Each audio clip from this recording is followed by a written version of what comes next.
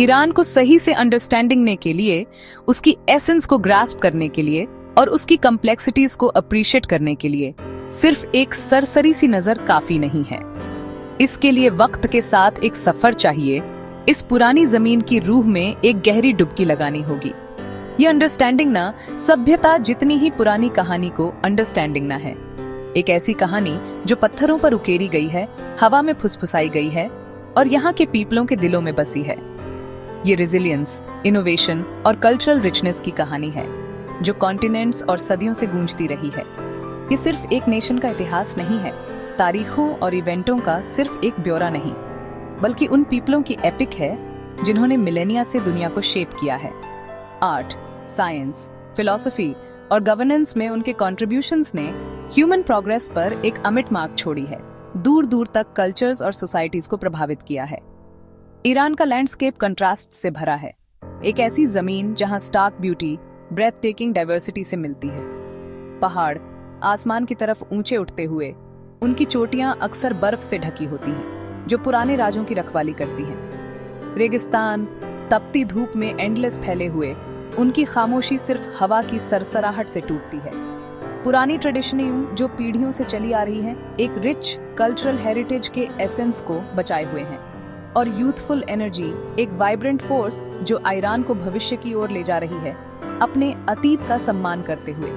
इसका इतिहास एक टैपेस्ट्री है जो जीत और मुश्किलों के धागों से इंट्रिकेटली बुना हुआ है। कॉन्क्वेस्ट, एम्पायर्स का उठना और गिरना जो पावर और इन्फ्लुएंस की लेगेसीज छोड़ गए।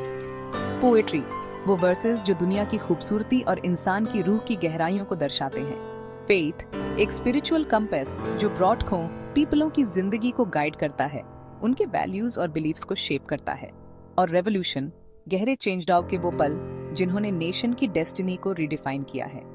ईरान नाम, जिसका मतलब एरियंस की भूमि है, एक ऐसा नाम जो प्राइड और हेरिटेज से गूंजता है, इन्वेजन्स और अपहीवल्स से बची हुई एक गहरी पहचान को दर्शाता है, जो यहाँ के पीपलों की एंड्यूरिंग स्पिरिट का सबूत है। ईरान की लेगेसी मॉडर्न वर्ल्ड की फाउंडेशंस में बुनी हुई है। इसका इन्फ्लुएंस हमारी ग्लोबल सिविलाइजेशन के कई एस्पेक्ट्स में फैला हुआ है।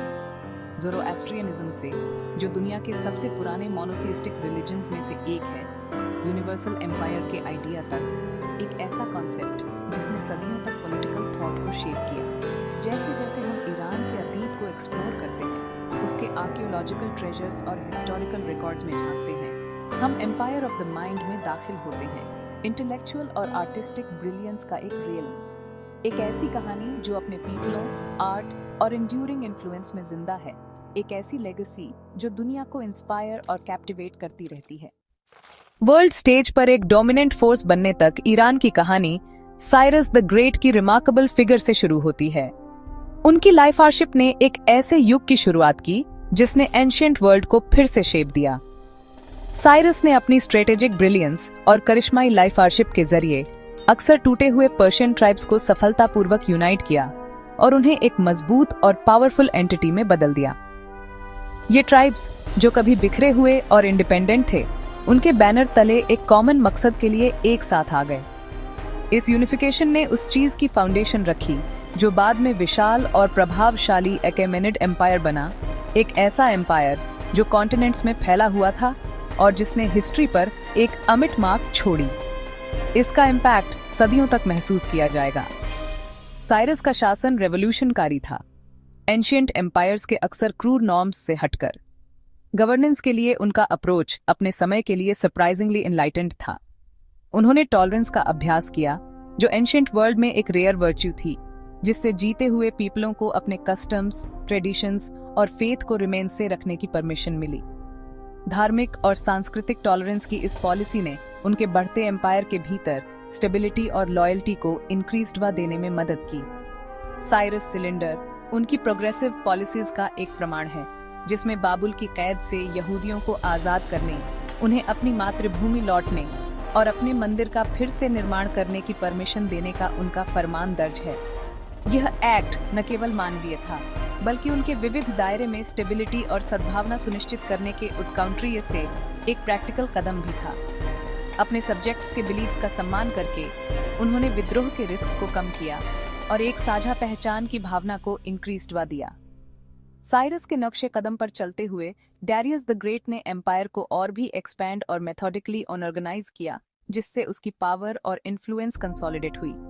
वह एक मास्टर एडमिनिस्ट्रेटर थे जिन्होंने अपने पूर्ववर्ती द्वारा रखी गई फाउंडेशन पर निर्माण किया। उन्होंने एम्पायर को प्रोविंसेस में डिवाइड करने की एक सिस्टम ब्रॉडगू की, जिसे सेट्रपीज कहा जाता था। हर एक सेट्रप द्वारा शासित होता था, जो टैक्स कलेक्ट करने और ऑर्डर रिमेन से रखने के लिए रिस्पॉन्सिबल था। कम्युनिकेशन और ट्रेड के इम्पोर्टेंस को आइडेंटिटीते हुए डेरियस ने रॉयल रोड के कंस्ट्रक्शन की देखरेख की, जो सड़कों का एक विशाल नेटवर्क था, जिसने पूरे एम्पायर में पीपलों, सामानों और इंफॉर्मेशन के तेजी से मूवमेंट को फैसिलिटेट किया। उन्होंने करेंसी को भी स्टैंडर्डाइज किया, डायरेक्ट को इंट्रोड्यूस किया और एडमिनिस्ट्रेटिव प्रोसेसेस को स्ट्रीम ब्रॉटन किया, जिससे गवर्नेंस की एक ज्यादा एफिशिएंट और यूनिफाइड सिस्टम बनी। इन रिफॉर्म्स ने न केवल अकेमेनिड एम्पायर को मजबूत किया, बल्कि फ्यूचर एम्पायर्स के लिए भी एक मॉडल के रूप में काम किया, जो इफेक्टिव और सेंटर ब्रॉटिज्ड कंट्रोल स्थापित करना चाहते थे। अकेमेनिड एम्पायर की शानदार सेरेमोनियल कैपिटल परसेपोलिस उसकी पावर और भव्यता का प्रतीक थी। उसकी शानदार आर्किटेक्चर और इंट्रिकेट रिलीफ्स ने एम्पायर की रिमार्केबल यूनिटी और डाइवर्सिटी को दिखाया, जो उसके दायरे में शामिल संस्कृतियों और पीपलों की विशाल रेंज को दर्शाती थी। परसेपोलिस के रिलीफ्स में विशाल दायरे से आए गर्वित सब्जेक्ट्स को दर्शाया गया है, जो पर्शियन किंग को श्रद्धांजलि और भेंट लौटते हैं। ये चित्रण इस बात पर जोर देते थे कि वे केवल जीते हुए लोग नहीं थे, बल्कि रिस्पेक्टेड सब्जेक्ट्स थे, जिन्होंने एम्पायर की समृद्धि में एक इंटीग्रल रोल प्ले। परसेपोलिस ने नवरूज पर्शियन न्यू ईयर, जो रिन्यूअल और फेस्टिविटी का समय है, के सेलिब्रेशन के लिए एक ग्रैंड स्टेज के रूप में काम किया। ये सेलिब्रेशन अकेमेनिड एम्पायर के भीतर शाही हार्मनी और विविध संस्कृतियों के इंटरकनेक्टेडनेस का प्रतीक था। अकेमेनिड का विजन एम्बिशियस और दूरगामी था, एक ऐसी दुनिया जहां विविध लोग एक न्यायपूर्ण और परोपकारी लीडर के शासन में शांतिपूर्वक कोएग्जिस्ट में रह सकें, सभी के लिए समृद्धि और स्टेबिलिटी को इंक्रीज्ड वा दे सकें।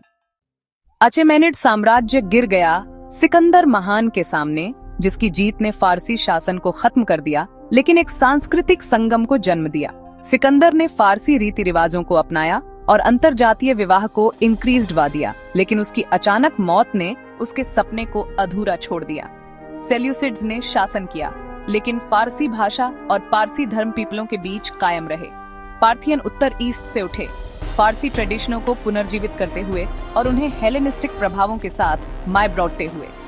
सस्सानिड्स ने उनका अनुसरण किया, पारसी धर्म को राज्य धर्म घोषित किया और फारसी विरासत का जश्न मनाया।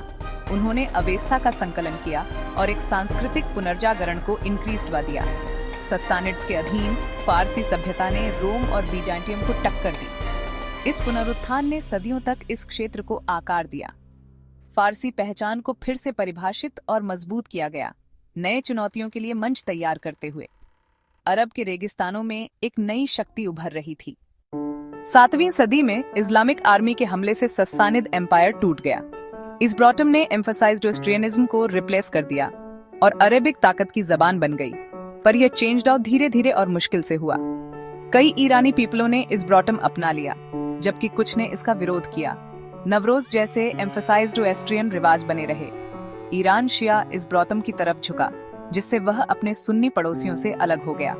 जीत के बावजूद पर्शियन कल्चर ने इस्लामिक दुनिया को प्रभावित करना शुरू कर दिया। पर्शियन एडमिनिस्ट्रेटर और थिंकर अब्बासिद कैलिफेट के लिए बहुत जरूरी बन गए। इस्लामिक गोल्डन एज एक पर्शियन गोल्डन एज भी था, जिसमें एविसेना और अल ख्वारिज़मी जैसे स्कॉलर्स ने साइंस और फिलॉसफी को आकार दिया। पर्शियन लिटरेचर फलाफ अब्रॉड, फिरदौसी के शाहनामे ने ईरान की प्री इस्लामिक हेरिटेज को बचाए रखा। पर्शियन जबान को नया जन्म मिला और ईरान की आत्मा बनी रही। जीतने के बाद ईरान एक कल्चरल विजेता बन गया। 16वीं सदी में सफवियों ने ईरान को फिर से जोड़ा और 12वीं शिया मत को राजधर्म रिमेंसिया, एक खास नेशनीय पहचान रिमेंसते हुए। शाह इस्माइल का शिया मत को ब्रॉडगू करना ईरान को उसके सुन्नी पड़ोसियों से अलग कर दिया और राष्ट्र को एकजुट किया।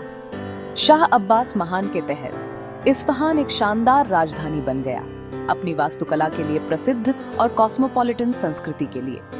शहर की फिरोजी गुंबद वाली मस्जिदें और बड़ा बाजार सफवी उपलब्धि का प्रतीक थे। इस्फहान व्यापार, कला और कूटनीति का केंद्र था। फारसी नजरों में आधी दुनिया। सफवी युग ने एकता की विरासत छोड़ी, शिया पहचान और सांस्कृतिक चमक। ये फाउंडेशन राजवंश के पतन के बाद भी ईरान को आकार देगी। सफवी वंश अराजकता और विकंट्री आक्रमण के कारण गिर गया, जिससे 18वीं सदी के आखिर में कजारों का उदय हुआ। काजिर युग में ईरान रूसी और ब्रिटिश एम्पायरवादी महत्वाकांक्षाओं के बीच फंस गया, जिससे उसे अपना इब्रोटका और संप्रभुता गंवानी पड़ी। संसाधनों और आर्थिक रियायतों पर विकंट्री नियंत्रण ने जनता के गुस्से को भड़काया। राजशाही की कमजोरी और भ्रष्टाचार ने सुधार और नेशनीय पुनरुत्थान की मांग को प्रेरित किया। 1906 की संवैधानिक क्रांति ने ईरान की पहली संसद स्थापित की, जिसका उद्काउंट्रीय शाही शक्ति को सीमित करना था। आंतरिक विभाजन और विकाउंट्री इंटरवेंशन ने जल्द ही इन रिफॉर्मों को कमजोर कर दिया। फिर भी स्वतंत्रता और नेशनीय संप्रभुता के आदर्श ईरान के भविष्य में गूंजते रहेंगे। 1908 में तेल की खोज ने ईरान की किस्मत बदल दी। इसे विकंट्री पावरियों के लिए एक इनाम बना दिया, खासकर ब्रिटेन के लिए। ईरान को अपने तेल से बहुत कम फायदा हुआ, जिससे रिजेंटमेंट बढ़ गया। युद्ध के बाद की अराजकता के बीच रजा खान ने सत्ता पर कब्जा कर लिया, पहलवी राजवंश की स्थापना की और तेजी से मॉडर्नाइजेशन शुरू किया। उन्होंने रेलवेज रिमेन से, फैक्ट्रीज और एक सेक्युलर राज्य रिमेन्सिया, लेकिन लोहे के हाथ से शासन किया। रजा शाह के रिफॉर्मों का परंपरा और क्लर्जी से क्लैश हुआ, जिससे सामाजिक दरारें और गहरी हुई। वर्ल्ड वॉर II के दौरान एलाइड फोर्सेस ने उन्हें एब्डिकेट करने के लिए मजबूर किया और उनके बेटे मोहम्मद रजा पहलवी को गद्दी पर बैठाया। पहलवी विरासत एक मॉडर्नाइज्ड राज्य, लेकिन सेक्युलरिज्म और परंपरा के बीच अनसुलझे टेंशन्स भी थे। ईरान एक क्रॉसरोड्स पर खड़ा था, जिसका भाग्य तेल, सुधार और विकाउंट्री इंटरवेंशन से आकार ले रहा था। मॉडर्न ईरान की कहानी परंपरा, महत्वाकांक्षा और क्रांति के धागों से बुनी हुई एक टेपेस्ट्री है। मोहम्मद रजा शाह पहलवी का शासन एक अहम दौर था, जो तरक्की और संवैधानिक शासन के वादों के साथ शुरू हुआ था। उनके गद्दी पर बैठने से ईरानी पीपलों के लिए ज्यादा लोकतांत्रिक और खुशहाल भविष्य की उम्मीद जगी थी। हैब्रोटंकी संवैधानिक सीमाओं के प्रति बिगिनिंगी प्रतिबद्धता धीरे धीरे कम होती गई और इसकी जगह एक और ज्यादा तानाशाही शासन ने ले ली। पश्चिमी पावरियों के अटूट समर्थन से यह चेंज डाव और मजबूत हुआ, जिन्होंने ईरान को इस क्षेत्र में एक महत्वपूर्ण रणनीतिक सहयोगी के रूप में देखा। शाह के पश्चिम के साथ गहरे संबंध उनके शासन की एक खास पहचान बन गए, जिसने घरेलू और विकंट्री दोनों नीतियों को प्रभावित किया। एक अहम मोड़ था प्रधानमंत्री मोसद्देक का ईरान के तेल उद्योग का नेशनीयकरण करने का साहसिक स्टेप। आर्थिक संप्रभुता का यह काम, जिसका मकसद ईरान के प्राकृतिक संसाधनों को वापस हासिल करना था, ने सीधे तौर पर पश्चिमी तेल कंपनियों के हितों को चुनौती दी और एक बड़े क्लैश का मंच तैयार किया। नेशनीयकरण संकट 1953 के तख्तापलट के साथ खत्म हुआ, जो CIA और MI6 द्वारा किया गया एक गुप्त ऑपरेशन था। मोसद्देक को सत्ता से हटाने और शाह के अधिकार को बहाल करने के मकसद से किया गया यह इंटरवेंशन बहुत गहरे और लंबे समय तक चलने वाले नतीजों वाला था। इसने पश्चिमी इरादों के प्रति ईरानी पीपलों के अविश्वास को और गहरा कर दिया और डिकेडों तक सुलगने वाले गुस्से को हवा दी। 1960 के दशक में शाह ने व्हाइट रेवोल्यूशन शुरू किया, जो ईरानी समाज को आधुनिक रिमेंसने के मकसद से किए गए महत्वाकांक्षी रिफॉर्मों की एक श्रृंखला थी। इन रिफॉर्मों से बुनियादी ढांचे, शिक्षा और उद्योग में महत्वपूर्ण प्रगति हुई, जिससे शहरी परिदृश्य बदल गया और आफ्टरी के कुछ हिस्सों के लिए जीवन स्तर में सुधार हुआ। हैब्रोटंकी तेज आधुनिकीकरण ने मौजूदा असमानताओं को भी बढ़ा दिया, जिससे बड़े पैमाने पर भ्रष्टाचार और अमीर और गरीब के बीच बढ़ती खाई पैदा हुई। शाह का शासन रैपिडी से दमनकारी होता गया। सावक की गुप्त पुलिस असहमति को दबाती रही और राजनीतिक विरोध को रोकती रही, जिससे डर और गुस्से का माहौल बन गया। शाह की पूरी तरह से रिलीजन निरपेक्ष और पश्चिमी समर्थक नीतियां कुछ पीपलों को पसंद आने के बावजूद ईरानी समाज के एक बड़े हिस्से के गहरे धार्मिक और सांस्कृतिक मूल्यों के साथ टकराती थीं। इन नीतियों ने पावरशाली पादरियों को अलग थलग कर दिया, जिन्होंने इन्हें इस्लामी ट्रेडिशनों के लिए खतरा माना, और पारंपरिक व्यापारी वर्गों को, जिन्होंने तेज आर्थिक चेंज दावों से खुद को हाशिए पर महसूस किया। इस बढ़ते असंतोष ने शाह के शासन के विरोध के लिए उपजाऊ जमीन तैयार की। अयातुल्ला खुमैनी, एक करिश्माई और प्रभावशाली मौलवी, विरोध की प्रमुख आवाज के रूप में इमर्ज्ड। ईरान से निर्वासित होने के बावजूद खुमैनी का संदेश ईरानी पीपलों के साथ गहराई से कनेक्टेड। उनके जोशीले उपदेश, जो तस्करी की गई कैसेट टेप के जरिए फैब्रॉटे गए, ने शाह के शासन के विरोध को और तेज कर दिया। एक इस्लामी ऑल्टरनेटिव का आकर्षक नजरिया पेश किया और क्रांति की आग को हवा दी। 1979 तक लोकप्रिय असंतोष का जनसै ब्रॉतअप एक गंभीर स्तर पर पहुंच गया था। पूरे ईरान में बड़े पैमाने पर विरोध प्रदर्शन हुए। ब्रॉडखों लोग शाह को हटाने की मांग को लेकर सड़कों पर उतर आए। विरोध डेमोन्स्ट्रेशंसों के पैमाने और तीव्रता ने शाह को देश छोड़कर भागने पर मजबूर कर दिया, जो ईरानी इतिहास में एक निर्णायक मोड़ था। खुमैनी की निर्वासन से शानदार वापसी ने एक नए युग की शुरुआत की। उन्होंने रैपिडी से सत्ता पर कब्जा कर लिया और एक इस्लामिक गणराज्य की स्थापना की। एक जनमत संग्रह के जरिए ईरान आधिकारिक तौर पर एक इस्लामिक गणराज्य बन गया, जिसने इस्लामी प्रिंसिपलों पर आधारित एक नई राजनीतिक और सामाजिक व्यवस्था की शुरुआत की। नई सरकार वेब्रॉटियत एफक्यूईहा यानी धार्मिक संरक्षकता के सिद्धांत पर आधारित थी, जिसने इस्लामी मौलवियों के हैंडों में अंतिम अधिकार निहित किया। तेहरान में अमेरिकी दूतावास पर कब्जे और उसके बाद के बंधक संकट ने संयुक्त राज्य अमेरिका के साथ संबंधों को नाटकीय रूप से खत्म कर दिया। इस घटना ने दोनों कंट्रियों के बीच संबंधों को डिकेडियों तक क्लैश और अविश्वास की स्थिति में ला दिया। क्रांति ने ईरान की पहचान को मौलिक रूप से फिर से परिभाषित किया, उसके राजनीतिक परिदृश्य को बदल दिया और मध्य ईस्ट और व्यापक दुनिया में उसकी भूमिका और इम्पैक्ट को फिर से आकार दिया। ईरान का लगातार चेंजता ड्रामा दुनिया को मोहित करता रहता है। एक ऐसा राष्ट्र जो अपने अतीत से जूझते हुए वर्तमान की जटिलताओं को समझ रहा है। इसका भविष्य अपने पीपलों की आकांक्षाओं और अपने इतिहास के बोझ से आकार लेता हुआ उतना ही आकर्षक और अनिश्चित बना हुआ है जितना कि इसका पास्ट।